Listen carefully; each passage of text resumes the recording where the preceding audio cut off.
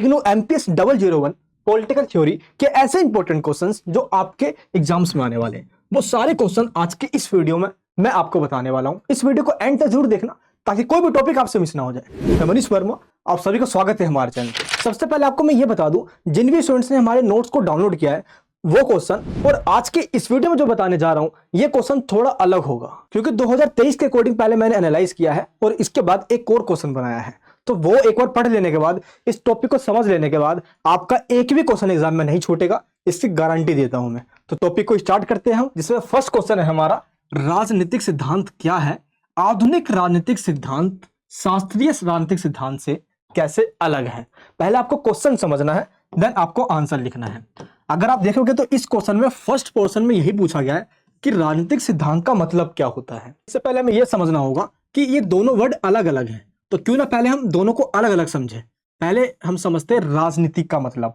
राजनीतिक, देखो एक चीज आपको ध्यान रखना है, इग्नू के एग्जाम्स में आपको सीटें भरनी नहीं होती, 2 से 3 पेजेस के अंदर आपको पूरा आंसर लिख देना होता है, यानी कि आपको एक्स्ट्रा सीट नहीं मिलती है, तो उसी सीट में आपको आंसर लिखना होता है। इसलिए आपको आंसर बढ़ा चढ़ा कर नहीं लिखना, आपको जितना पता है बस वही फैक्ट लिखना है, पूरे मार्क्स मिलेंगे, गारंटी दे रहा हूं मैं ये। राजनीतिक, राज्य के द्वारा जो नीति यानी कि जो कानून बनाया जाता है, जो लॉ बनाया जाता है, दैट इज कॉल्ड पॉलिटिक्स। लेकिन ये पुरानी डेफिनेशन है। आज के टाइम पे राजनीति का मतलब सिर्फ यही नहीं होता। जब लोग एक जगह पे बैठ के ग्रुप डिस्कशन करते हैं, ये भी पॉलिटिक्स का पार्ट है। जब भी समस्याओं का समाधान करने के लिए जब हम आपस में निर्णय निर्माण करते हैं, डिसीजन मेकिंग का प्रोसेस करते हैं, यही एक राजनीति है। पहले लोग पेड़ों के नीचे बैठ के ये काम कर लिया करते थे, आज यही लोग संसद में बैठ के ये काम किया करते हैं। तो राज्य के द्वारा जो काम किया जाता है, सिर्फ राजनीति वही नहीं होती। राजनीति एक कॉम्प्रहेंसिव यानी कि व्यापक प्रक्रिया है, जिसका कोई एक फिक्स डेफिनेशन नहीं है। और राजनीति क्या है, इसके ऊपर पहले मैंने बहुत सारी वीडियोस बना रखी है। अगर आपने देख रखा है तो ये बेसिक कॉन्सेप्ट है, जो कि बीए में आपने पढ़ा होगा, वही सेम चीज आपको एमए के अंदर लिखना है ये। तो राजनीति जो कि राज्य के द्वारा बनाए गए कानून जनता के लिए, जनता के द्वारा और जनता के शासन के अंतर्गत ही बनाया जाता है, इसी को हम राजनीति कहते हैं। तो इस प्रकार हमें यह तो समझ में आ गया कि राजनीति दैट मीन्स पॉलिटिक्स। और ये जो पॉलिटिक्स जो वर्ड है, ये ग्रीक भाषा के पोलिस से बना है, और पोलिस का मतलब होता है सिटी स्टेट। और सिटी स्टेट का मतलब क्या हुआ? सिटी स्टेट में रहने वाले वो लोग जो अपना शासन खुद ही चलाते हैं, यानी कि उनके ऊपर कोई शासन नहीं करता, वो अपना रूल खुद रेगुलेट कर रहे हैं, इसी को पोलिस कहा जाता था। और यहीं से पॉलिटिक्स निकल कर आया है। तो प्राचीन ग्रीक यानी कि जो यूनान के शासक हुआ करते थे, वहीं से ये कॉन्सेप्ट निकल कर आया और पूरी दुनिया भर के अंदर ये स्प्रेड हुआ। सुकरात, प्लेटो, एरिस्टोटल, इन सब के द्वारा इस कॉन्सेप्ट को और तेजी से बढ़ाया गया, क्योंकि उस टाइम पे डायरेक्ट डेमोक्रेसी हुआ करती थी। दैट मीन्स पॉपुलेशन कम हुआ करती थी, लोग अपना शासन खुद चला लिया करते थे। तो राजनीति का मतलब वहां पे सिर्फ ये हुआ करता था कि सिटी स्टेट, जिसको आज हम स्टेट कहते हैं normally, Delhi, UP, Bihar, Madhya Pradesh, Jharkhand, same उस टाइम के शहरों को, जैसे एथेंस, स्पार्टा, ये उस टाइम के कुछ शहरों के नाम है। तो उस टाइम पे जो लोग काम किया करते थे, जो भी एक्टिविटीज किया करते थे, उन सभी एक्टिविटीज को प्लेटो, एरिस्टोटल, इन सब ने पॉलिटिक्स कह दिया। बट जैसे टाइम बीतता चला गया तो स्टेट के द्वारा जो एक्टिविटी की जाती थी, ये पॉलिटिक्स हो गया। स्टेट के जितने भी इंस्टीट्यूशंस हो गए, चाहे पार्लियामेंट हो गया, जुडिशरी हो गई एंड लेजिस्लेटिव हो गई, इन सब के द्वारा जो काम किया जाता है, स्टेट के जो ऑर्गन्स है, इन सब की स्टडी करना पॉलिटिक्स कहलाने लग गया। टाइम और बीतता चला गया तो स्टेट के बाद ऑर्गन्स यानी कि जो स्टेट के अंग है, उनके बाद पावर का भी स्टडी किया जाने लग गया पॉलिटिक्स के अंदर। क्यों? क्योंकि स्ट्रगल फॉर पावर। आज एक इंसान दूसरे से आगे निकलने के लिए जो कंपटीशन कर रहा है, यही असल में राजनीति कहलाती है। तो राजनीति का मतलब समस्याओं के समाधान से है। लेकिन आज इस कंपटीशन के दौर में राजनीति सिर्फ और सिर्फ सत्ता प्राप्ति का मार्ग बनकर रह चुका है, जिसमें कंपटीशन करना है और जैसे जैसे करके सत्ता को प्राप्त करना है। तो राजनीति का बहुत बड़ा कॉन्सेप्ट है, इसके ऊपर मैंने ऑलरेडी वीडियो बना रखी है, लेकिन आपको इतना सारा नहीं पढ़ना। इंट्रोडक्शन में थोड़ा सा पार्ट बताना है आपको राजनीति का, और इसके बाद आपको बताना है सिद्धांत का। सिद्धांत, जिसको इंग्लिश में थ्योरी कहा जाता है, ये भी थ्योरिया वर्ड से बना है। और थ्योरिया का मतलब क्या होता है? हमारे आसपास जो भी घटनाएं घट रही है, जो भी इंसिडेंट हो रही है, उस घटना को समझना और उसको बताना, यानी कि क्या परिणाम निकला, दैट इज कॉल्ड थ्योरिया। यानी कि थ्योरी का मतलब क्या होता है? हमारे आसपास की घटनाओं को समझकर ये उसका परिणाम बताती है। थ्योरी से ही बना है थ्योरी। तो थ्योरी क्या करता है? थ्योरी हमारे इस समाज, इस सोसाइटी में जितने भी कॉन्सेप्ट्स हैं, उन कॉन्सेप्ट्स को डिफाइन करता है, और ये जब तक उस पर रिसर्च करते रहता है जब तक उसका कोई फाइनल सेटिस्फैक्ट्री आंसर ना मिल जाए। जैसे लिबर्टी, इक्वालिटी, जस्टिस, डेमोक्रेसी, इन सभी को राजनीतिक अवधारणा कहा जाता है, पॉलिटिकल कॉन्सेप्शन कहा जाता है, और इन सभी कॉन्सेप्ट्स को राजनीतिक सिद्धांत के अंदर स्टडी किया जाता है। थ्योरी के बारे में कोकर के द्वारा डेफिनेशन दी गई है। कोकर क्या कहता है कि स्टेट और स्टेट के ऑर्गन्स का स्टडी करना, पॉलिटिकल एडमिनिस्ट्रेशन का स्टडी करना, यही तो पॉलिटिकल थ्योरी है। इसके बाद आता है डेविल हेड। डेविल हेड कहता है सिद्धांत के अंदर हम राज्य यानी कि स्टेट, समाज यानी कि समाज कैसे रेगुलेट होता है, लोगों के जीवन से संबंधित जितने भी समस्याएं हैं उन सभी को हम स्टडी करते हैं। तो सिद्धांत का जो एक्चुअल में मतलब है आपको पहले मैं ये समझा दूं। अगर आप देखोगे तो आज इस पूरी दुनिया भर के अंदर लड़ाई एक ही चीज की है कि सरकार के पास कितनी शक्तियां हो और लोगों के पास कितनी स्वतंत्रता हो। अब जो इंग्लिश मीडियम के स्टूडेंट्स है वो भी थोड़ा समझ लेना कॉन्सेप्ट को, क्योंकि मैं एक ही लैंग्वेज में लिख रहा हूँ जल्दी, टाइम बहुत कम है आप सभी के पास, क्योंकि सिर्फ एक दिन का गैप बचा हुआ है। तो लोगों को कितनी स्वतंत्रता मिलनी है यानी कि लिबर्टी, इसी चीज के ऊपर डिबेट चलता रहता है पॉलिटिकल थ्योरी के अंदर। तो सिद्धांत हमें यह बताता है कि सरकार को कितनी पावर दिया जाए और लोगों को कितनी लिबर्टी दिया जाए, और यह बैलेंस बनाने की बात करता है पॉलिटिकल थ्योरी। दैट मीन्स सिद्धांत का मेन जो टॉपिक है वो यही है। इसलिए हम पढ़ते यही है कि स्वतंत्रता का मतलब क्या होता है। अब ये लिबर्टी लोगों को कितना मिलना चाहिए, सरकार को कितना होना चाहिए। अब सरकार के पास जो शक्तियां हैं क्या इससे लोगों की लिबर्टी पर खतरा तो नहीं है। इन सभी चीजों का डिस्कशन किया जाता है थ्योरी यानी कि सिद्धांत के अंदर। तो सिद्धांत अपने आप में कोई छोटा सब्जेक्ट नहीं है। याद करो पॉलिटिकल थ्योरी के अंदर हम बहुत पढ़ा करते थे डेमोक्रेसी के बारे में। लोगों ने कहा कि लोगों का शासन है, इसके अंदर लोग वोट डालेंगे, यही लोकतंत्र है। फाइनली जब अब्राहम लिंकन के द्वारा कहा गया कि लोगों के लिए और लोगों के द्वारा किया गया शासन ही डेमोक्रेसी है, government of the people, by the people, for the people. That means यहीं से एक अच्छा कॉन्सेप्ट यानी कि डेफिनेशन निकल कर आ गया। ऐसा नहीं है कि इससे पहले कोई डेफिनेशन नहीं दिया गया था, लेकिन इस टाइम जो डेफिनेशन दिया गया इसको सभी लोगों ने मान लिया। कोई भी चीज थ्योरी या सिद्धांत तभी बन पाता है जब वो सभी पक्षों को ध्यान में रखते हुए इस तरीके से कहा गया हो कि पूरी दुनिया भर के लोगों ने उसको माना हो, तभी अब्राहम लिंकन की डेमोक्रेसी की थ्योरी आज तक पढ़ी जाती है। तो थ्योरी का मेन मकसद क्या होता है कि लोगों को कितनी स्वतंत्रता दी जाए और सरकार को कितनी शक्तियां दी जाए, जिससे कि लोगों को कोई खतरा भी ना हो और सरकार भी अपना काम कर सके। बेसिकली ये पूरा जो काम है ये समन्वय का है, डेट मीन्स एकोमोडेशन बनाने का है। इन दोनों के बीच में बैलेंस बना रहे ताकि काम भी अच्छे चलता रहे। तो ये हो गया हमारा पॉलिटिकल थ्योरी। बहुत बड़ा कॉन्सेप्ट है। पॉलिटिकल थ्योरी पे ऑलरेडी वीडियो बना रखा है मैंने पूरी प्लेलिस्ट की लिंक दे दी है। कॉन्सेप्ट को और क्लियर करना है तो उन वीडियो को जरूर देख लेना। मैं जल्दी से सारे कॉन्सेप्ट को समझा देता हूं। इसके बाद जो पूछा गया वो है आधुनिक राजनीतिक सिद्धांत।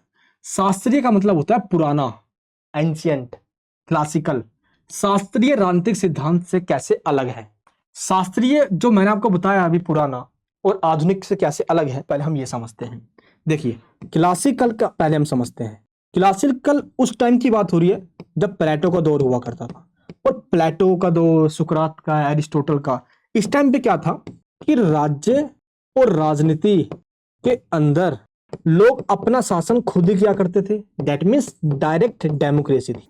इस टाइम पे प्रत्यक्ष लोकतंत्र था।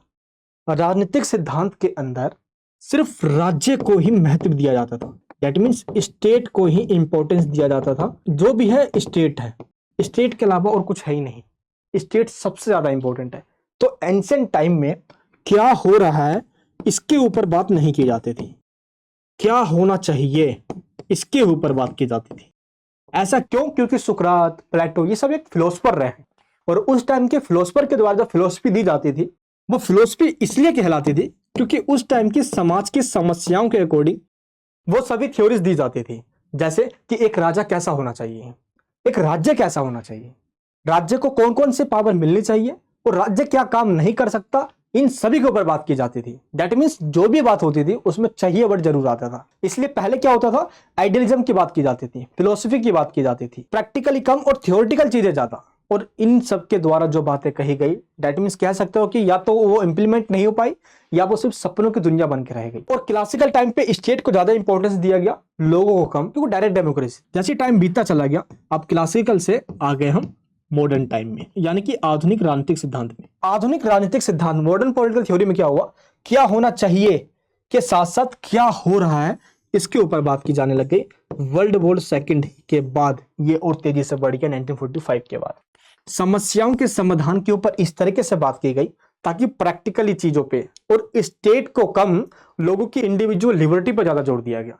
आधुनिकता की स्टार्ट मैकियावेली से मांगी जाती है यूरोप के अंदर। पूरे यूरोप में मैकियावेली को आधुनिक का जनक कहा जाता है, मॉडर्निटी का जनक कहा जाता है, क्योंकि मैकियावेली के द्वारा स्टेट और रिलीजन यानी कि धर्म, इन दोनों को अलग कर दिया गया। क्यों? क्योंकि मिडिएवल टाइम में स्टेट और रिलीजन दोनों एक हुआ करते थे, राज्य वही करता था जो धर्म यानी चर्च के पादरी कहा करते थे। इन दोनों को अलग करते ही मॉडर्निटी की स्टार्टिंग हुई। मैकियावेली को इसका जन्मदाता कहा गया और यहीं से स्टार्ट होती है राज्य को इंपॉर्टेंस कम देकर एक स्टेट के जगह पे एक इंडिविजुअल, एक पर्सन की, एक इंसान की लिबर्टी को इंपॉर्टेंस दिया गया। एक इंसान की लिबर्टी सबसे ज्यादा इंपॉर्टेंट है और यहीं से मॉडर्निटी की शुरुआत होती है, जब एक इंसान के लिबर्टी, इक्वलिटी, जस्टिस, डेमोक्रेसी की बात स्टार्ट हो जाती है। राइट टू वोट वगैरह इन सब की डिमांड मॉडर्निटी में होती है, ना कि क्लासिकल टाइम पे होती है। तो ये हमारे कुछ डिफरेंस है क्लासिकल और मॉडर्न पॉलिटिकल थ्योरी के अंदर। ऐसे कहा जाता है कॉन्सेप्ट काफी बड़ा है ये, लेकिन अगर आपके पास कॉन्सेप्ट क्लियर है कि अच्छा ये हुआ था और ये हुआ था, पॉइंट्स आपको पता है, तो एक एक पॉइंट्स आप बनाकर आ जाओगे। आपको 2 पेजेस से ज्यादा आंसर नहीं लिखना, क्योंकि एक क्वेश्चन का आंसर 500 वर्ड्स, दैट मींस एक आगे एक पीछे में होना चाहिए, बस इससे ज्यादा लिखना ही नहीं है। ये हमारा फर्स्ट क्वेश्चन था। सेकंड क्वेश्चन क्या है? लोकतंत्र क्या है? लोकतंत्र के प्रकारों का उदाहरण सहित समझाइए। अगर लोकतंत्र की हम बात करें तो ऐसा नहीं है कि लोकतंत्र रातों रात चमक कर आ गया, रातों रात ये डेमोक्रेसी निकल कर आ गई। अगर हम क्लासिकल टाइम की बात करें, जैसे कि एरिस्टोटल, प्लेटो के टाइम पे, तो उस टाइम पे प्रत्यक्ष लोकतंत्र हुआ करता था। और प्रत्यक्ष लोकतंत्र का मतलब ही होता है जहां का शासन जनता खुद चलाए, उनके ऊपर कोई शासन नहीं करेगी। जैसे यूनान के अंदर एथेंस हो गया, स्पार्टा हो गया, इस जगह पे वहां की पॉपुलेशन 500-600 हुआ करती थी, एक गांव की पॉपुलेशन।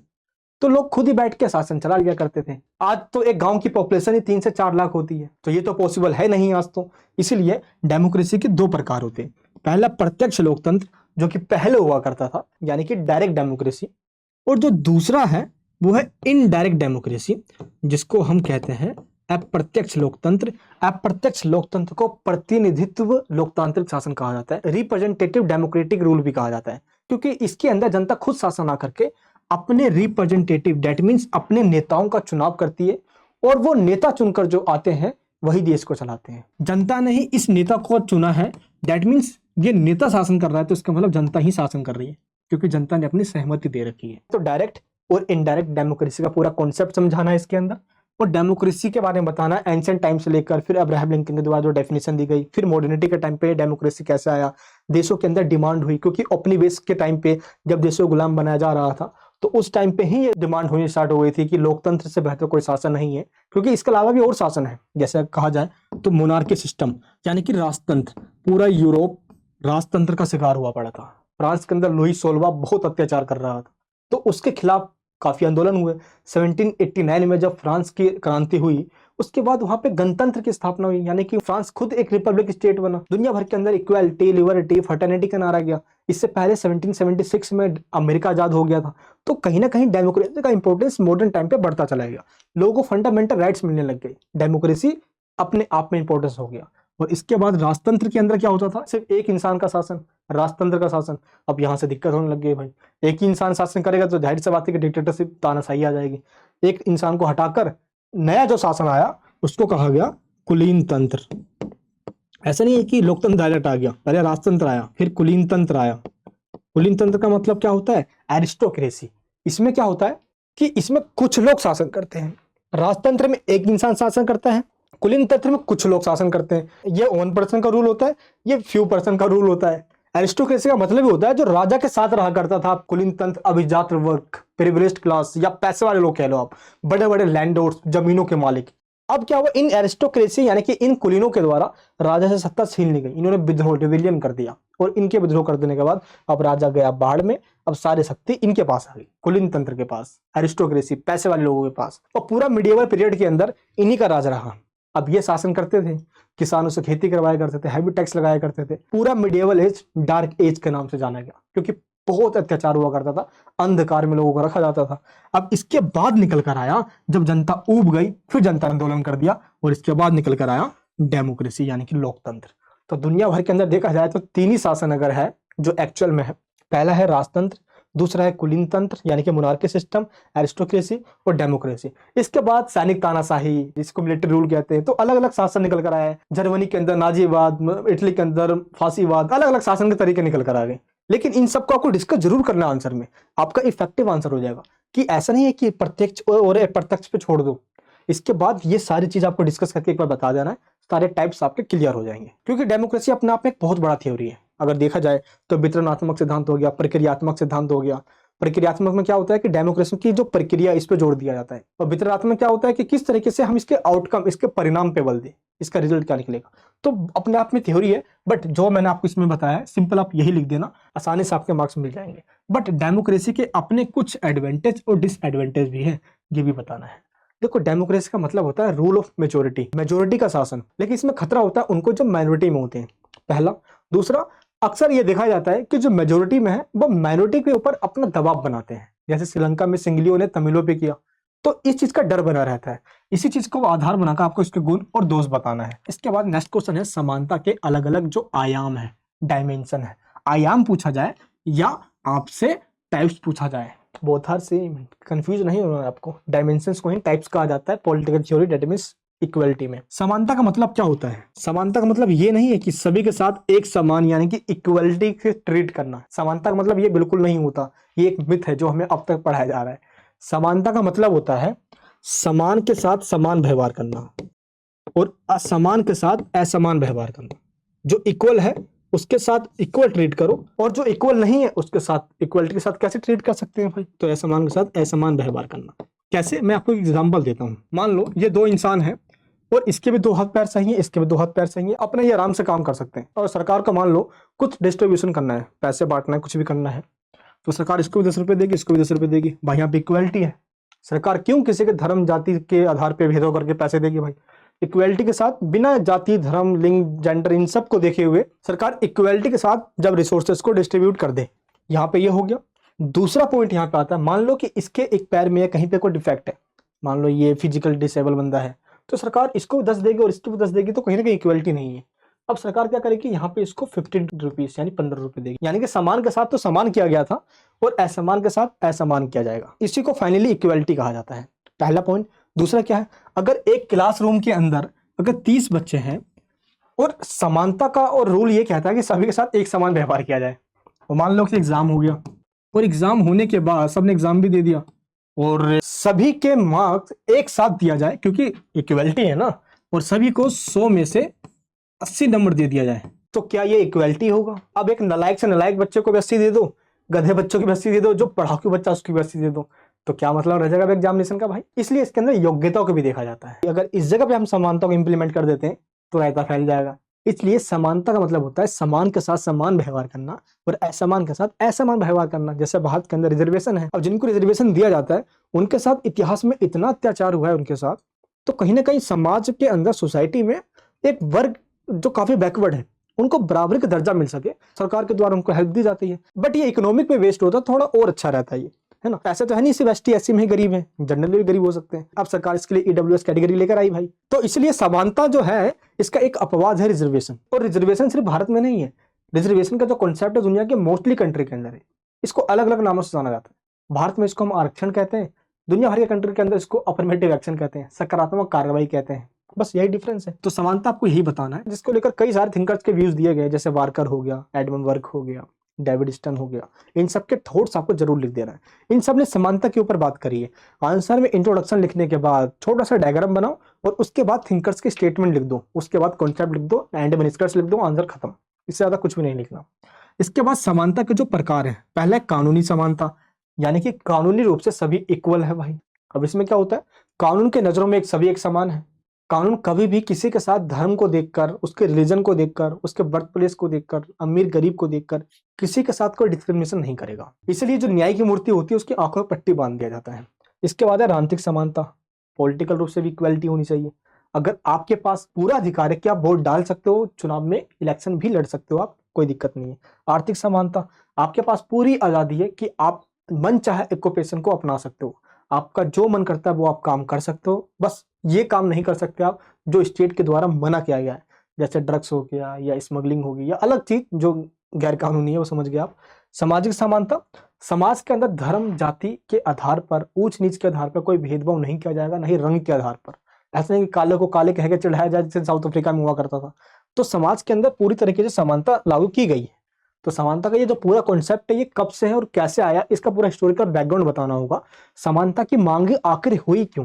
क्योंकि समानता में एक ऐसा वर्ग जो डिमांड कर रहा है वो है महिला वर्ग समानता के लिए। इसलिए महिलाओं के द्वारा एक आंदोलन चलाया जा रहा है जिसको कहा जाता है नारीवाद, यानी कि फेमिनिज्म।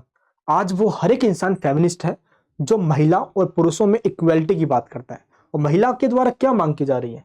पेट्रियार्की सिस्टम को एंड कर दिया है। पेट्रियार्की सिस्टम का मतलब पापा की संपत्ति पे बेटों का अधिकार होना, पुरुष प्रधान, यानी कि जो मेल डोमिनेंस सोसाइटी है, ये इसके एंड की बात करते हैं। वुमेन्स रिप्रेजेंटेशन भी बढ़ना चाहिए हमारे पार्लियामेंट के अंदर, इंटरनेशनल यूएनओ के अंदर। क्यों नहीं बढ़ना चाहिए भाई?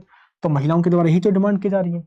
सेम काम के लिए पुरुषों को अलग और महिलाओं को अलग पैसा दिया जाता है भाई, ऐसा क्यों? तो जो ये डिस्क्रिमिनेशन है ये थोड़ा सा सोसाइटी में चेंज होना चाहिए। तो स्टार्टिंग से लेकर अब तक महिलाओं के साथ जो डिस्क्रिमिनेशन हुआ है ये समानता का बहुत बड़ा मुद्दा बन गया, इसलिए नारीवाद आंदोलन चल रहे हैं। ये आपको समानता में जरूर डिस्कस कर देना है। तो ये इंट्रोडक्शन बताने के बाद आपको बस ये बता देना है, काम खत्म इसका आंसर का। इसके बाद रोल्स की न्याय की अवधारणा का परीक्षण कीजिए। जॉन रोल्स के द्वारा जस्टिस का थ्योरी दिया गया है। जस्टिस का मतलब क्या होता है? आपको आपका और मुझे मेरा हक मिल जाए, यही जस्टिस है। सिंपल है। अगर मेरे को मेरा और आपको आपका हक मिल गया तो जस्टिस तो हो ही गया यहाँ पे। बट जो जॉन रोल्स के द्वारा जस्टिस का प्रिंसिपल दिया गया है ये अपने आप में थोड़ा सा अलग है। कैसे? अभी आपको समझाता हूं मैं। ये है जॉन रोल्स।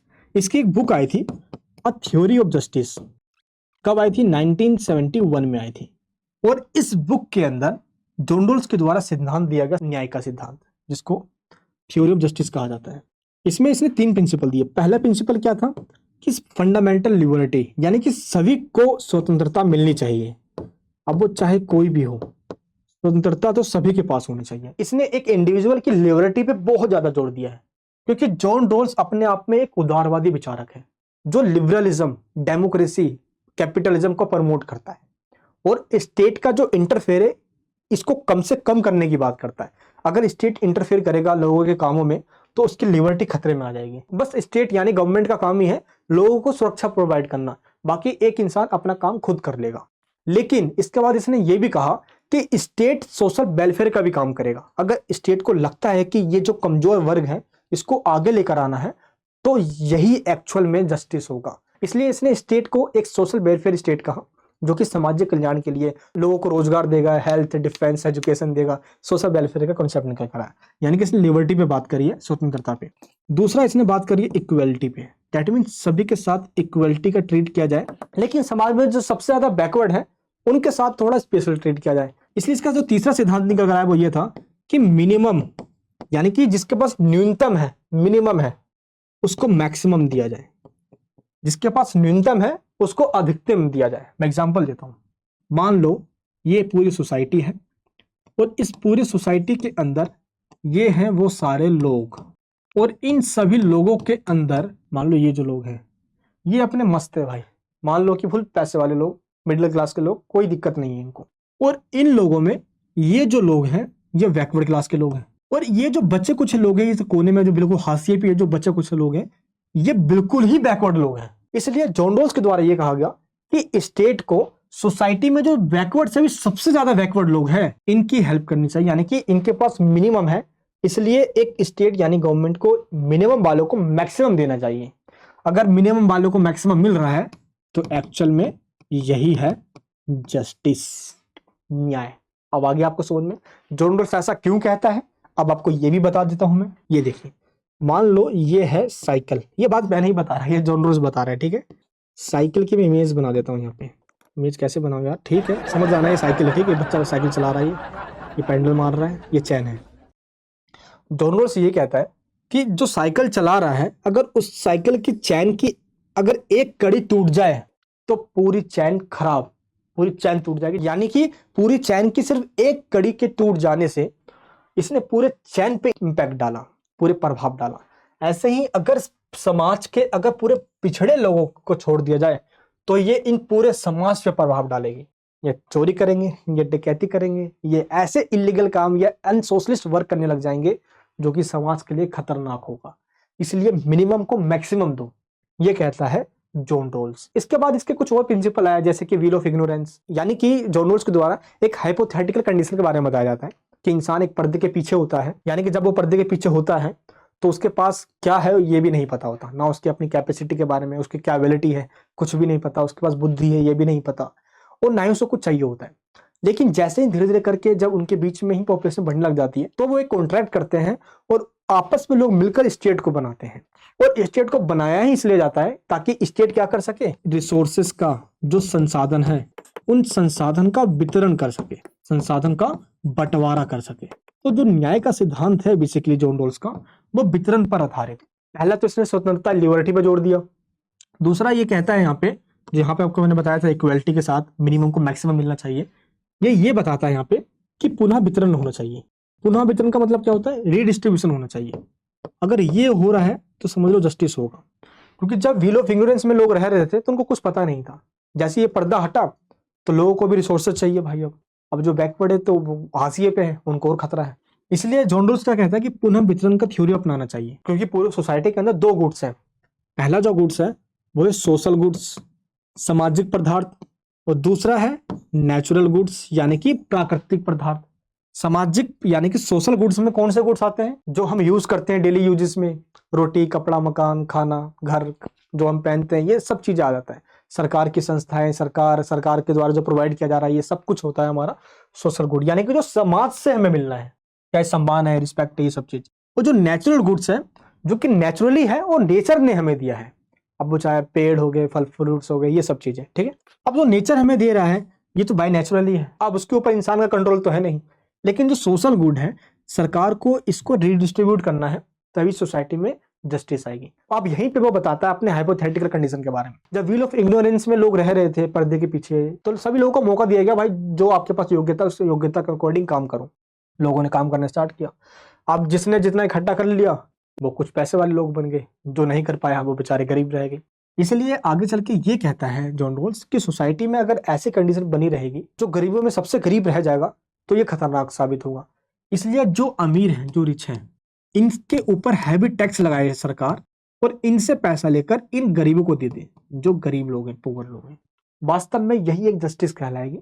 इसलिए इसको रीडिस्ट्रीब्यूटिव यानी कि पुनः वितरण का सिद्धांत कहा जाता है। तो ये है जॉन रोल्स का थ्योरी ऑफ जस्टिस। इसके बारे में मैंने डीपली पूरा समझाया हुआ है, आप प्लीज उस वीडियो को भी जरूर देख लेना, लिंक नीचे डिस्क्रिप्शन में। आई होप आपको कॉन्सेप्ट समझ में आ गया होगा। लेकिन जॉन रोल्स की इस थ्योरी का भी काफी क्रिटिसाइज किया गया है। क्या कहकर कि जॉन रोल्स ने ये तो कह दिया भाई कि मिनिमम को मैक्सिमम मिलना चाहिए। सोसाइटी में इतने सारे लोग हैं, हम पहचानेंगे कैसे कि मिनिमम कौन है, अब उसको मैक्सिमम देंगे कैसे। अगर मैं बोलूंगा भाई कि हाथ खड़े करो किसके पास सबसे कम रिसोर्सेस है, अब जिसके पास ज्यादा है वो भी खड़ा कर देगा, अरे क्या दिक्कत है भाई और मिल जाएंगे। यही तो मेंटलिटी है। इसीलिए इसकी आलोचना की जाती है कि ये पहचानेंगे कैसे भाई हम। इस प्रकार इसकी आलोचना करने के बाद अब हम बात करते हैं अपने नेक्स्ट क्वेश्चन की। नेक्स्ट क्वेश्चन क्या है, कर्तव्यों के अलग प्रकारों और अधिकारों के साथ इसके संबंध की परीक्षण कीजिए। यानी कि आपको बताना है ड्यूटीज और इसका रिलेशन क्या है राइट्स के साथ। देखो राइट्स का मतलब क्या होता है, जो हमें अधिकार दिया गया है स्टेट के द्वारा, जो कॉन्स्टिट्यूशनल राइट्स यानी कि संविधान के द्वारा चाहे फंडामेंटल राइट्स के रूप में हमें अधिकार दिए गए हैं। लेकिन जब हमें कुछ दिया गया है तो हमसे कुछ लिया भी गया है, और अगर स्पेशली कहीं लिख के नहीं बोला गया है तो फिर भी हमारे कुछ कर्तव्य हैं। अगर हमारे अधिकार है तो अधिकार के बदले में वो कर्तव्य भी बन जाते हैं। कैसे, अभी आपको बताता हूँ। तो ड्यूटीज का मतलब सिर्फ कर्तव्य है। अब यहाँ पे टाइप्स से पूछा गया है, तो अलग अलग प्रकार के कर्तव्य हैं, जैसे कि मोरल ड्यूटीज की हमारे कुछ अपने कुछ मोरलिटी है, अपने देश के नेशनल एंथम का रिस्पेक्ट करना, नेशनल फ्लैग का रिस्पेक्ट करना, इंटीग्रिटी यूनिटी इन सबको बनाए रखना, कुछ हमारे ड्यूटीज हैं। तो मोरल ड्यूटीज हो गए, कुछ लीगल ड्यूटीज हो गए, कानूनों का सम्मान करना, कानून के तहत सारा काम करना। तो ऐसे ये तो हमारे इसके टाइप्स हो गए। तो इन दोनों के साथ रिलेशन ये है, मान लो अगर मेरे पास लिबर्टी का अधिकार है, राइट टू लिबर्टी है, मेरे पास पूरी आजादी है, तो ये तो मेरा अधिकार हो गया। और मेरा ये कर्तव्य भी है कि मैं किसी दूसरे की लिबर्टी में कोई इंटरफेयर ना करूं जिससे कि उसकी स्वतंत्रता खतरे में आ जाए। दैट मीन्स जिसके पास अधिकार है उसके पास अपने आप में कर्तव्य भी है अधिकार होने के नाते, जो कि इस एग्जांपल समझ में आ गया आपको। अगर मेरे पास लिबर्टी है तो किसी दूसरे के पास भी यही सेम लिबर्टी होगी। मेरा कर्तव्य ये बनता है, मेरी ड्यूटी ये है कि मैं इसके लिबर्टी में कोई इंटरफेयर ना करूं। सबको जीने का अधिकार है। तो यही आपको बताना है इसके अंदर। स्टेट के द्वारा ड्यूटीज दी जाती है, ड्यूटीज का क्या इंपॉर्टेंस है। अधिकार और कर्तव्य एक सिक्के के दो पहलू है। अधिकार के बिना कर्तव्य नहीं है, अगर अधिकार दिया गया तो कर्तव्य होगा ही होगा।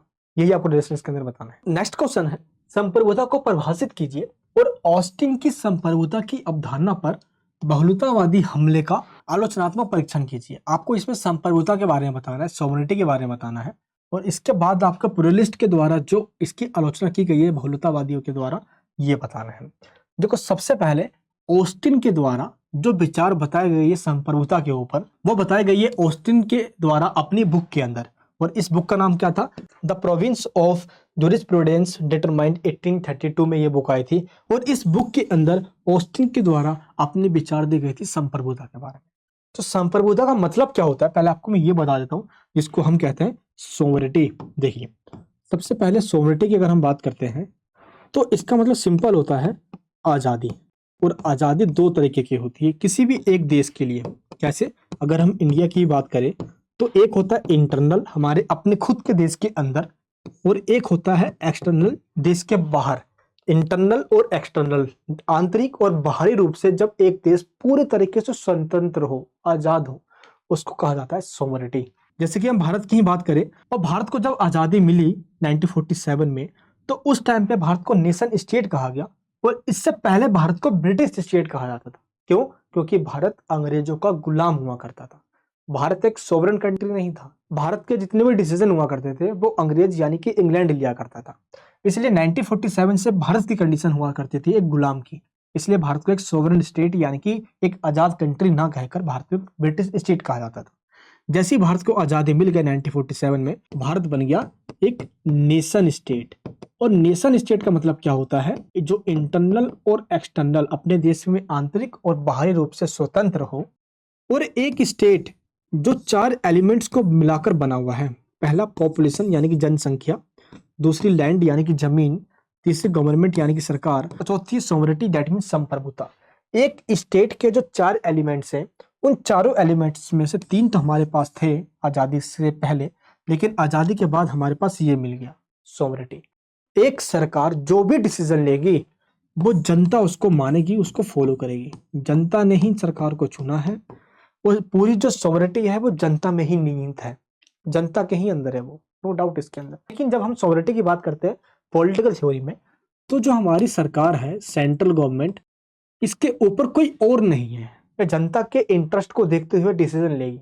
दैट मीन्स हमारे देश पूरा सोवरेन है, नेशन स्टेट है, हमारे देश का अपना कल्चर, अपना हिस्टोरिकल बैकग्राउंड है, सभी लोगों के बीच में यूनिटी भी है, और इस तरीके से देश के लोग रहते हैं। तो ये तो हमारा हो गया सोवरेनिटी, इंटरनल और एक्सटर्नल आजादी। इसके बाद हम ये समझते हैं जो कि कहा गया है ऑस्टिन के द्वारा अपनी इस वाली बुक के अंदर सोवरेनिटी के बारे में। अब ऑस्टिन ने क्या कहा सोवरेनिटी को लेकर, कि सोवरेनिटी का मतलब होता है कि देश के लोग किसी के अंडर में ना हो। अगर वो किसी के अंडर में है, दैट मीन्स वो कंट्री आजाद नहीं है। पहला पॉइंट तो इसने ये कहा। दूसरा पॉइंट इसने कहा कि उस देश के अंदर मेजोरिटी का रूल होना चाहिए, यानी जो भी डिसीजन लिए जा रहे हैं वो मेजोरिटी को ध्यान में रखते हुए लिया जाए। फिर अल्पसंख्यक कहा गया भाई, इसलिए ऑस्टिन की आलोचना की जाती है, क्रिटिसाइज किया जाता है। इसके बाद कहा ऑस्टिन ने कि उच्चतर द्वारा निम्नतर को आदेश दिया जाए, यानी कि जो सुप्रीम पावर है इसके द्वारा लोअर पावर, दैट मींस या तो जनता हो गई या जितने भी इंस्टीट्यूशन हो गए, इनको आदेश दिया जाए, लेकिन कोई इसके ऊपर आदेश देने वाला ना हो। जैसे कि मान लो भारत की सरकार है, अब भारत की सरकार को अमेरिका की सरकार कहे कि भाई तुम्हें ये नहीं, तुम्हें ये करना है अपने देश के अंदर, तो भारत की आजादी कहाँ रह जाएगी? अब यूएनओ कहने आ जाए भाई, आसपास कोई और भी कंट्री कहने आ जाए, तो भारत की आजादी तो रहेगी नहीं। इसलिए भारत इसलिए आजाद है क्योंकि देश की सरकार जनता के इंटरेस्ट को ध्यान में रखते हुए डिसीजन ले सकती है, और इंटरनल और एक्सटर्नल मामले में पूरी आजाद है। तो ये कहता है ये कि उस स्तर के द्वारा, यानी कि हायर के द्वारा लोअर को डिसीजन दिया जाता है, उसी को कहते हैं हम सोवरेनिटी। इसके बाद कहता है कि देश के लोग आज्ञा का पालन करने के लिए मजबूर ना हो। जैसे अंग्रेजों के द्वारा जो भी डिसीजन लिया जाता था, लोग मजबूर थे, बट आज क्या हम मजबूर हैं? अगर कोई और भी हम पे कोई आदेश थोपता है तो क्या हम उसके लिए मजबूर हैं? नहीं ना। प्लस तो आज तो डेमोक्रेसी है, डेमोक्रेसी में हम अपने ही देश के सरकार के खिलाफ, सरकार की पॉलिसी के खिलाफ हम आंदोलन कर सकते हैं, हड़ताल कर सकते हैं। सरकार के द्वारा कभी कोई पॉलिसी लेकर आया जाता है, अब क्या पता जनता को वो समझ में ना आए या जनता के लिए वो सही ना हो, जनता उसके खिलाफ में होती है। डेमोक्रेसी का मतलब तो ये तो नहीं है भाई, जनता को पूरा अधिकार है आलोचना करने का। सरकार फार्म बिल लेकर आई, अब उसमें कुछ अच्छाई थी तो कुछ कमियां भी थी। अब उस कमियों को लेकर पूरे किसानों के द्वारा सालों भर आंदोलन किए गए, फाइनली उसको वापस ले लिया गया। तो यही है डेमोक्रेसी की खूबसूरती और सॉवरेनिटी। इसके बाद है राज्य साध्य है और व्यक्ति साधक है। देखो ऑस्टिन के द्वारा ये कहा गया कि लोगों ने राज्यों को नहीं बनाया बल्कि राज्य ने लोगों को बनाया, यानी कि राज्य की वजह से लोग हैं, इसीलिए इसकी आलोचना की जाती है। बल्कि स्टेट को बनाने वाले खुद लोग हैं, हम सब मिलकर स्टेट को बनाया है ताकि स्टेट हमें प्रोटेक्ट कर सके, हमारे जो नेचुरल राइट्स है, हमारे जो राइट्स है, इन सबको प्रोटेक्ट कर सके, हमारी सिक्योरिटी को वो इंश्योर कर सके, हमें कोई खतरा ना हो, इसलिए हमने स्टेट को बनाया है। बट इसने कहा कि सोवरेनिटी का मतलब ही है कि स्टेट सबसे सुप्रीम है और व्यक्ति एक साधक है, यानी कि राज्य की जरूरतों को पूरा करने के लिए ही व्यक्ति है, इसलिए इसकी आलोचना की जाती है ऑस्टिन की। बट जो भी हो, यह सोवरेनिटी का सिद्धांत। इसके बाद बहुलवाद के द्वारा जो अटैक यानी कि जो हमले किए गए हैं, जो क्वेश्चन में बताया गया है, ये भी आपको बताना है। अब बहुलवादियों ने क्या कहा कि देखो एक अच्छा शासन वही होगा जहां पे डिसेंट्रलाइजेशन होगा पावर का। अगर पावर को हम एक हाथ में दे दे, सेंट्रलाइज कर दे, तो कहीं ना कहीं वहां पे डिक्टेटरशिप आ जाएगा। फिर जनता को उसके आदेशों को मानना होगा जो वो बोलेगा, यानी जनता हो जाएगी मजबूर, तो सोवरेनिटी किस बात की रह जाएगी। इसलिए बहुलवाद के द्वारा ये कहा गया कि डिसेंट्रलाइजेशन होना जरूरी है, ना कि एक ही हाथ के अंदर पावर को दे दिया जाए। इस वजह से जो ऑस्टिन की जो सोवरेनिटी है, इसकी आलोचना की जाती है। तो ये सिद्धांत तो काफी बड़ा है, ये बहुत ज्यादा। इसके बावजूद भी मैंने आपको इस तरीके से बता दिया है कि एग्जाम में फोड़ कर आ जाओगे आप। इसके बाद जो नेक्स्ट क्वेश्चन है वो सविनय अवज्ञा के एक मॉडल के रूप में सत्याग्रह का समालोचनात्मक मूल्यांकन कीजिए। गांधी जी के द्वारा जो सत्याग्रह का मॉडल दिया गया सिविल डिसओबीडियंस के रूप में, आपको यही समझाना है। देखो सिंपल बात है, गांधी जी के द्वारा जो कॉन्सेप्ट लाया गया सत्याग्रह का, मतलब इसका साफ था कि सच्चाई पे अड़िग रहना है, सच्चाई पे हमें डटे रहना है, इससे बड़ा कोई हथियार नहीं है, गांधी जी का ये कहना था। और गांधी जी ने स्टार्टिंग के चंपारण, खेड़ा, अहमदाबाद के आंदोलन जीते भी भाई, और इससे पहले साउथ अफ्रीका के अंदर गांधी जी को जीत मिली भी। तो इससे जो गांधी जी को प्रसिद्धि मिली थी, उसी के द्वारा जब ये मॉडल दिया गया, तो दुनिया भर के अंदर चाहे नेल्सन मंडेला हो, मार्टिन लूथर किंग हो, तो उन सब के द्वारा सत्याग्रह का जो सिद्धांत है, इसको अपनाया गया। तो कहीं ना कहीं जो सिद्धांत है सत्याग्रह का, जो कि सच्चाई के राह पे चलने का रास्ता दिखाता है एक राज्य को, इस मॉडल पे चलते हुए एक स्टेट को क्या क्या दिक्कत आती है, आपको इसमें यही बताना है। तो सत्याग्रह क्या है ये तो आप सबको पता है, सच्चाई के राह पे चलना, पूरा डिफाइन कर देना, इसको पूरा लपेट मारना इसमें। लेकिन इसकी आलोचना भी करनी है। आलोचना ये है कि आज इस मॉडर्निटी में जहाँ पे एक स्टेट दूसरे स्टेट से आगे निकलने की सोचता रहता है, कैसे वो सच्चाई के राह पे चल सकता है। मार्गेंथू एक थिंकर है, उसने ये कहा था, आईआर के अंदर पढ़ोगे आप, कि एक इंसान ढोंगी होता है, लालची होता है, पाखंडी होता है, और जो भी अपने वो रिलेशन बनाता है किसी दूसरे के साथ, वो अपने फायदे के लिए बनाता है। जिस दिन फायदा खत्म, रिलेशन खत्म। और सेम इन लोगों को मिलाकर ही पूरा देश बना हुआ है, और देश भी सेम ऐसा ही होता है, दूसरों के साथ रिलेशन बनाता है, फायदा खत्म, रिलेशन खत्म। 1991 से पहले यूएसएसआर हमारा बहुत अच्छा दोस्त हुआ करता था। 1991 के बाद जैसे यूएसएसआर का इंटीग्रेशन हुआ, यूएसएसआर टूट गया, सोवियत संघ टूट गया, अमेरिका से हमारी पॉलिसीज थोड़ी बेहतर हो गई, वहां से रिलेशन अच्छे हो गए हमारे। तो कहीं ना कहीं चेंजेस आते रहते हैं ये। तो इसमें आपको यही बताना है कि इसकी आलोचना में, कि आज कोई भी ऐसा देश नहीं है जो पूर्ण रूप से सच्चाई के राह पे चल रहा हो। कोशिश सब करते हैं, जिसमें भारत सबसे आगे। भारत तो बुद्ध और गांधी का देश है, हमेशा से भारत ने शांति की बात करी है, और भारत की पॉलिसी भी है नो फर्स्ट यूज, यानी कि हम पहले कभी अटैक ही नहीं करते, नो फर्स्ट अटैक, चाहे एटम बम हो गया, चाहे किसी पर अटैक करने की बात होगी। बट इसमें समय की मांग भी है। गांधी का एक टाइम था कि जब एक गाल में कोई थप्पड़ मारे दूसरा गाल आगे कर दो, ऐसा तो है नहीं भाई। जैसे ही वो आपके एक गाल पे थप्पड़ मारने के लिए आगे हाथ बढ़ाए, उसका हाथ पकड़ के वहीं काट दो। आज कॉन्सेप्ट तो ये निकल कर आ गया है, तो इसलिए आपको ये पूरा बताना है। इसके बाद इसकी आलोचना करनी है कि यहाँ पे किस तरीके से सच्चाई के राह पे चलना बहुत कठिन हो गया। आज सत्याग्रह का जो कॉन्सेप्ट है ये इम्प्लीमेंट नहीं हो पाया है, इसमें आपको यही बताना है। इसके बाद कल्याणकारी राज्य की कार्य प्रणाली का आलोचनात्मक मूल्यांकन कीजिए। सोशल वेलफेयर स्टेट, यानी कि वेलफेयर स्टेट के बारे में बताना आपको। देखो स्टेट का सिंपल मतलब होता है जो लोगों के लिए काम करे, नीतियां बनाए। जब मैं स्टेट की बात कर रहा होता हूँ तो स्टेट को चलाने वाली गवर्नमेंट है, तो सिंपल है, सरकार की बात कर रहे होते हैं, गवर्नमेंट की बात कर रहे होते हैं। तो गवर्नमेंट के द्वारा जो भी काम किए जाते हैं, अब उसी काम में अगर वो सोशल वेलफेयर के लिए काम करें, जैसे लोगों को रोजगार देने के लिए, एम्प्लॉयमेंट के लिए, लोगों को डिफेंस सुरक्षा देने के लिए, लोगों को एजुकेशन देने के लिए, लोगों को हेल्थ स्कीम देने के लिए, एग्रीकल्चर में किसानों की हेल्प करने के लिए। अब जैसे कि सरकार राशन देती है, कई सारी सोशल वेलफेयर की स्कीम लेकर आती है, स्कॉलरशिप देती है, सोशल रूप से जो बैकवर्ड क्लासेस है उनको हेल्प देती है। तो कहीं ना कहीं सरकार के द्वारा जो सोशल वेलफेयर का काम किया जाता है, ये सारे वही कॉन्सेप्ट है। यानी कि सरकार विकास के लिए जो काम करती है, ये सोशल वेलफेयर का कॉन्सेप्ट है, जो कि पॉलिटिकल थ्योरी का एक मॉडर्न कॉन्सेप्ट है। ये समझाना है आपको, जिसके अंदर आज आ गया है ग्लोबलाइजेशन, और इसके आ जाने से स्टेट के ऊपर काफी इम्पैक्ट पड़ा है। अब स्टेट काम कम करती है और बहस ज़्यादा करती है, क्योंकि स्टेट के ऊपर इंटरनेशनल ऑर्गेनाइजेशन का दबाव है, प्रेशर रहता है, जैसे यूएन हो गया, WTO हो गया, MF हो गया। इनके बारे में थोड़ा सा चर्चा कर देना आपको इस वाले क्वेश्चन में। इसके बाद है आधार अधिरचना के अंत संबंधों पर एंटोनियो ग्राम्सी के विचारों की विस्तृत व्याख्या कीजिए। आपको इसके अंदर आधार अधिरचना, अगर आपने कार्ल मार्क्स के बारे में पढ़ा हुआ है तो कार्ल मार्क्स के द्वारा आधार का मतलब क्या होता है? Wage, that means of production, यानी कि प्रोडक्शन करने के जो साधन है, अलग अलग जो तरीके हैं प्रोडक्शन करने के, उसको कहा जाता है आधार। और अधिरचना जो है वो सुपर स्ट्रक्चर, यानी कि सोसाइटी में कल्चर होगी, सोसाइटी के अंदर अलग अलग वर्ग हो गए, कैपिटलिस्ट हो गए, पूंजीपति लोग हो गए, गरीब लोग हो गए, अलग अलग जो क्लासेस है लोगों, कल्चर है, रिलीजन है, कानून है, सरकार है, ये सब आ जाते हैं हमारे सुपर स्ट्रक्चर, दैट मीन्स अधिरचना में। तो आधार मीन्स ऑफ प्रोडक्शन करने के साधन, यानी कि कौन कौन से तरीके हैं, और अधिरचना हमारा सिंपल है जिसमें पूरे हमारे सोसाइटी की स्ट्रक्चर आ जाती है। इसी के ऊपर एंटोनियो ग्राम्सी के द्वारा जो विचार दिया गया आपको ये बताना है। देखो, अगर आपने कार्ल मार्क्स पढ़ा हुआ है तो मार्क्स के द्वारा क्या कहा जाता है? मार्क्स कहता है कि समाज में जितने भी समस्याएं हैं ये उन सब की जड़ इतिहास में देखता है, हिस्ट्री में देखता है, और हिस्ट्री में देखने के बाद ये बताता है कि इतिहास में इन समस्याओं का जो जड़ है वो आर्थिक जड़ है। यानी कि अगर धर्म में भी कोई लड़ाई हो रही है, संस्कृति में भी कोई लड़ाई हो रही है, कहीं पे कुछ भी हो रहा है, तो उसका मेन जड़ आर्थिक है। इंसान अपने पिता की मौत के बारे में भूल सकता है, लेकिन अगर उसकी कोई प्रॉपर्टी को छीन ले तो वो नहीं भूल सकता। ये कार्ल मार्क्स के द्वारा कहा गया है। यानी कि एक इंसान के लिए इकोनॉमिक फैक्टर्स बहुत ज्यादा मायने रखती है, इसलिए कार्ल मार्क्स के द्वारा चाहे कल्चर हो गई, रिलीजन हो गई, इन सबको एक ही माना गया है। इन सबका मेन मुद्दा है आर्थिक, यानी कि इकोनॉमिक, इन्हीं से ये निकल कर आई है, कोई अलग नहीं है ये। लेकिन इसके बाद आया एंटोनियो ग्राम्सी। इसने क्या कहा कि नहीं, सभी चीजों का मेन जड़ इकोनॉमी नहीं है, कल्चर भी है।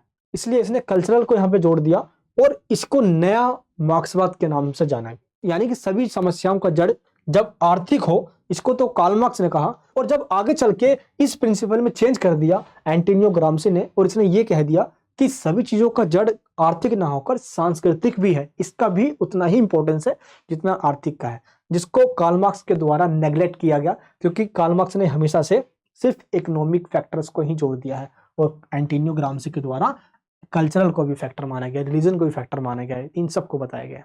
तो इसी को आपको सिंपल इसका आंसर बता देना है। पहले कार्ल मार्क्स के बारे में आपको थोड़ा सा जरूर बता देना है। इसके बाद रूढ़िवाद की मुख्य विशेषताओं का वर्णन कीजिए। रूढ़िवाद क्या है? रूढ़िवाद जो ये मानते हैं कि आज से हजारों साल पहले जो भी नियम नीतियां बनाई गई है हमारे बूढ़े बुजुर्गों के द्वारा, वो कुछ सोच समझ के ही बनाई गई होगी, वो उस टाइम पे जो सफल रही है वो कहीं ना कहीं आज भी सही है।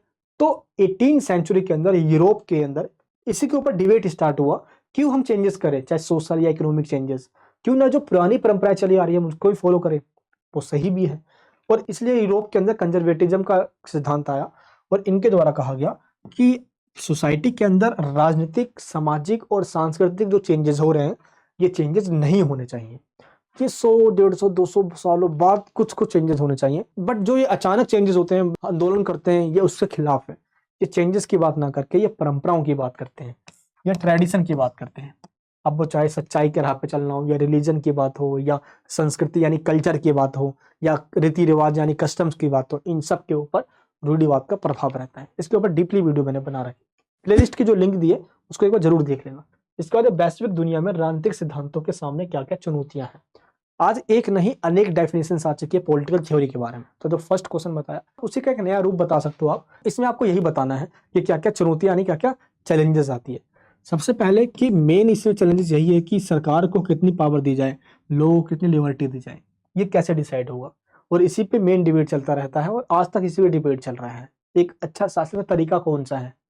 अब तो डेमोक्रेसी को मान लिया गया है, क्या पता आने वाले टाइम में डेमोक्रेसी भी खराब हो जाए। ऐसा नहीं कि डेमोक्रेसी में कमियां नहीं है, डेमोक्रेसी उन सभी शासनों से कुछ हद तक सही है। मोनार्की सिस्टम हो गया, एरिस्टोक्रेसी हो गया, जनता ने इसको देखा हुआ है। और अब चल रहा है मॉडर्न टाइम से डेमोक्रेसी। आने वाले 100-150 साल के बाद जब जनता इससे ऊब जाएगी तो जनता इसको भी हटा देगी। डेमोक्रेसी के बाद अब कोई नया शासन आ जाएगा। बट एरिस्टोटल ने कहा था कि पहले आएगा राजतंत्र, फिर आएगा एरिस्टोक्रेसी यानी कुलीन तंत्र, फिर आएगा लोकतंत्र। अब फिर लोग जब लोकतंत्र से ऊब जाएंगे फिर दोबारा वही साइकिल आ जाएगा राजतंत्र वाला, यानी कि ये सेम चलता रहेगा। बट एरिस्टोटल ने बहुत पहले ये बात सारी कह रखी है। बट आज जो चैलेंजेस इसके सामने यही आता है कि समस्याओं के समाधान करने के लिए हम किन किन लोगों को शामिल करें, किन किन पक्षों को शामिल करें, किन किन इंस्टीट्यूशंस को शामिल करें, और सिद्धांत में जब तक वो प्रक्रिया चलती रहती है जब तक कोई फाइनल डिसीजन ना निकल पाए। और इसीलिए राजनीतिक सिद्धांत के सामने आज काफी चुनौती यानी कि चैलेंजेस आती है। इसके बाद एंड में कुछ शॉर्ट नोट्स है जो कि आपके लिए इंपॉर्टेंट है। पहला है स्वतंत्रता के प्रकार। लिबर्टी दो प्रकार की होती है। पहला होता है पॉजिटिव लिबर्टी, जिसको सकारात्मक स्वतंत्रता कहा जाता है। इसका मतलब क्या होता है कि लोग जो मर्जी चाहे वो काम कर सकते हैं। और नकारात्मक यानी कि निगेटिव लिबर्टी का मतलब क्या होता है, जिसको कहा जाता है नकारात्मक स्वतंत्रता। देखो जेएस मिल के द्वारा अपनी बुक के अंदर, जिसकी बुक का नाम क्या था, ऑन लिबर्टी, जो कि कब आई थी, 1859 में आई थी। जेएस मिल ने ऑन लिबर्टी के अंदर नेगेटिव और पॉजिटिव लिबर्टी के बारे में बताया है। नेगेटिव लिबर्टी का मतलब होता है कि एक इंसान जो मन चाहे वो काम कर सकता है। अगर उसके काम से किसी को कोई प्रॉब्लम भी होती है फिर भी स्टेट उसको रोकने नहीं आएगी। इसको कहा जाता है नेगेटिव लिबर्टी। अब उसके अंदर दम है तो वो आगे बढ़े, अगर दम नहीं है तो मर जाए। दम का मतलब यहाँ पे योग्यता से है, एबिलिटी से है। जैसे हर्बर्ट स्पेंसर एक थिंकर हुआ लिबरलिज्म के अंदर। हर्बर्ट स्पेंसर क्या कहता है कि अगर मान लो दो पेड़ पौधे हैं, अगर उनके ऊपर एक समान तरीके से पानी डाला जाए, वो एक बहुत तेजी से बड़ा हो गया और एक बड़ा नहीं हो रहा है, तो इसमें कुछ कमी होगी। स्टेट को इसकी हेल्प नहीं करनी चाहिए। जो बड़ा हो रहा है, जिसके अंदर योग्यता है वो आगे बढ़ेगा, जिसमें योग्यता नहीं है वो मर जाएगा। इसलिए हर्बर्ट स्पेंसर कहता है कि जिसमें योग्यता है उसको ही आगे बढ़ाओ। अब जो बीमार है, जिसके पास योग्यता नहीं है, उसको जीने का कोई अधिकार नहीं है, उसका मर जाना ही अच्छा है, वो धरती के बोझ है। बट हर्बर्ट स्पेंसर के द्वारा जब ये कहा गया तो उसको नेगेटिव लिबर्टी में डाल दिया गया। अब एक इंसान को ऐसा काम कर रहा है जिससे आपको दिक्कत या जिसको बगल वाले को दिक्कत हो सकती है, अब उसमें स्टेट नहीं रोकने आएगा तो ऐसे तो उसको चाकू मार देगा भाई, मर्डर भी कर देगा है। बट आज क्या है, पॉजिटिव लिबर्टी है। आप जो मन चाहे काम कर सकते हो, लेकिन आपके काम से किसी दूसरे को कोई भी प्रॉब्लम नहीं आनी चाहिए। अब आपका कल एग्जाम है और कोई आपके घर के बगल में कोई 12 बजे तक डीजे बजा रहा है, आपका मन करेगा ना सब छोड़ दूं, लेकिन सरकार ने कानून बना रखा है कि 10 बजे के बाद कोई लाउड स्पीकर नहीं बजा सकता। आप उसके ऊपर केस कर सकते हो, कंप्लेन उसकी कर सकते हो। सरकार ने कानून बनाया हुआ है, तो जहां जरूरत होगी वहां पे सरकार इंटरफेयर करेगी। इसको कहा जाता है पॉजिटिव लिबर्टी।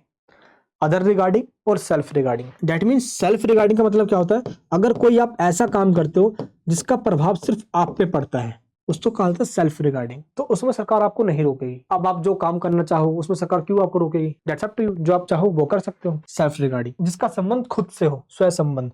दूसरा होता है अदर रिगार्डिंग, जिसका संबंध दूसरे से हो। दैट मीन्स जब हम कोई काम कर रहे हैं जिसका प्रभाव दूसरों पे पड़े तो सरकार उस काम को करने से रोक सकती है। तो पॉजिटिव और नेगेटिव में यही डिफरेंसेस हैं। इसके बाद है फ्रैंकफर्ट स्कूल। देखो फ्रैंकफर्ट स्कूल फ्रैंकफर्ट के अंदर, जो कि जर्मनी के अंदर है, वहां पे सोशलिस्ट यानी जो समाजवाद, जो कार्ल मार्क्स की जो थ्योरी है, जो कार्ल मार्क्स का प्रिंसिपल है कि स्टेट जो काफी एक्सप्लोटेशन करता है, यानी जो अमीर लोग, जो कैपिटलिस्ट लोग हैं, जो काफी शोषण करते हैं, तो उनके खिलाफ जो लोगों को इकट्ठा करने की बात करते हैं वो है कार्ल मार्क्स। सभी किसान मजदूर एक हो जाओ और इन कैपिटलिस्टों के अगेंस्ट में आंदोलन करो और इनके सभी रिसोर्सेज पे कब्जा कर लो, ताकि जो ये एक्सप्लोटेशन ये खत्म हो जाए।